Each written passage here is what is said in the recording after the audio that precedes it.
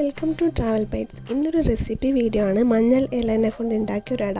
ഇത് കാസർഗോഡ് മംഗലാപുരം ഭാഗത്ത് കൂടുതലായിട്ട് ഉണ്ടാക്കുന്ന ഒരു ഡിഷാണ്. ഇത് നമ്മൾ പ്രത്യേകമായിട്ട് നാഗരപഞ്ചമി ദിവസമാണ് ഉണ്ടാക്കുക. അന്ന് എല്ലാ വീട്ടിലും ഇതായിരിക്കും ബ്രേക്ക്ഫാസ്റ്റിന്.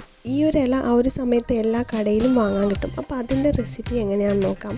ഞാൻ ആദ്യം ഈ ഒരു പാനിലേക്ക് കുറച്ച് നെയ്യ് ഇടുന്നുണ്ട്. ഞാനൊരു നെയ്യിൻ്റെ ഫാനാണ്, അതുകൊണ്ട് ഞാൻ എല്ലാത്തിലും നെയ്യ് യൂസ് ചെയ്യാറുണ്ട്.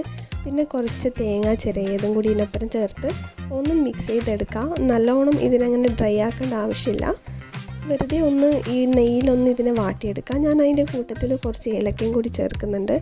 എന്നിട്ട് അതിലേക്ക് കുറച്ച് ശർക്കരപ്പാനി ഒഴിക്കുക.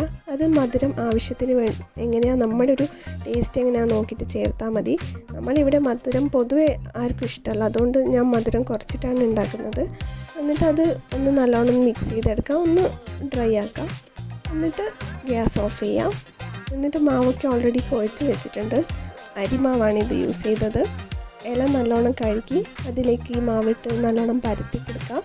ആവശ്യത്തിന് മിക്സ് ഇതിലോട്ട് ചേർക്കാം. മിക്സും ഞാൻ കുറച്ച് യൂസ് ചെയ്യുന്നുള്ളൂ, മധുരം അത്യാവശ്യം കുറവ് മതി എന്നുള്ളത് കൊണ്ട്. ഇനി ഇതിനെ ഒന്ന് വേവിച്ചെടുക്കാം. നല്ല മണമാണിത് വെന്ത് വരുമ്പോഴേക്കും. എൻ്റെ ഫേവറേറ്റ് ഡിഷാണിത്. ഞാൻ എപ്പോഴും മഞ്ഞളുടെ ഇല കിട്ടുമ്പോഴൊക്കെ ഇത് ഉണ്ടാക്കാറുണ്ട്. നിങ്ങളെ വീട്ടിലും മഞ്ഞളുടെ ഇല ഒക്കെ ഉണ്ടെങ്കിൽ ഇടയ്ക്ക് ഇങ്ങനെ ഒന്ന് ട്രൈ ചെയ്ത് നോക്കാം. അടിപൊളിയാണ് കേട്ടോ. Thank you for watching.